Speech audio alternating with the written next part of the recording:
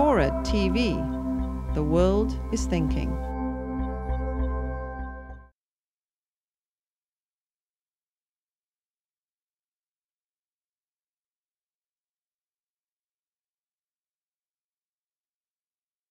It was interesting, when my name was up for being Secretary of State, people said that there was no way that I could deal with foreign governments, particularly Muslims.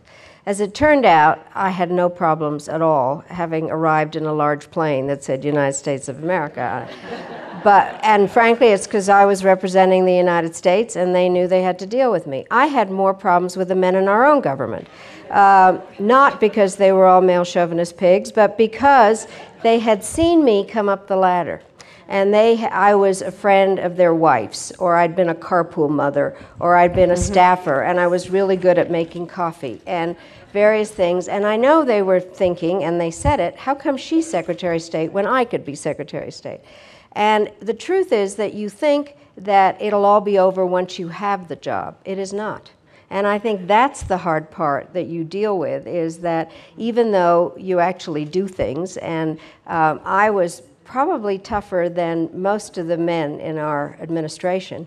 And I was the one that, obviously President Clinton was the one that made the decisions, but who decided that we would use force in Kosovo in order to save people from ethnic cleansing. And it was the men who were not quite sure whether we should do this. And my hardest part was actually when I was UN ambassador, and it was General Powell, who was chairman of the Joint Chiefs, and I felt very strongly that we were missing the boat on Bosnia. I was in New York, I heard all the time, and I argued for going and using force in Bosnia, and the various other men at the table said, don't be so emotional, Madeleine. General Powell said, you know, Madeleine, you don't understand what the military does. I say this because he wrote about it, so I feel comfortable talking. Didn't he write something about... He said, I practically gave him an aneurysm in suggesting that we use force in Bosnia, and that he had to patiently explain to Ambassador Albright what our troops are really for. I was just a mere mortal female civilian dealing with the hero of the Western world, who frankly, I love Colin Powell and we're great friends, but he would come into meetings in full military uniform with tons of medals and ribbons. I just had a little pin on, and so not so little. They got bigger. They got bigger. They got bigger. They got bigger. But there really was this kind of, what is she talking about? So he writes the book. He had already left office. As we all know, it takes a little longer to get a book printed than when you've written it. And we had used force after he left, and we had won.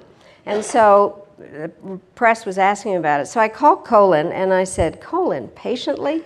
And he said, yeah, I did have to explain to you patiently. You didn't have a clue what you were talking about. So he then sends me his book, and he writes it with love, admiration, etc., and signs it patiently, Colin.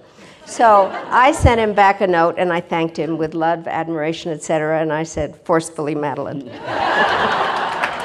I seem to recall during the Bosnia debate, internal debate in the cabinet, you at one point saying to Colin, Colin, why do we have this great military if we're not going to use it?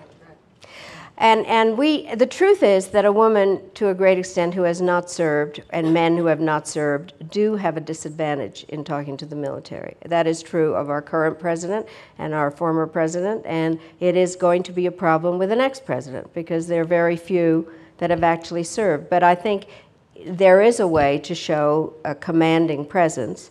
But it is hard.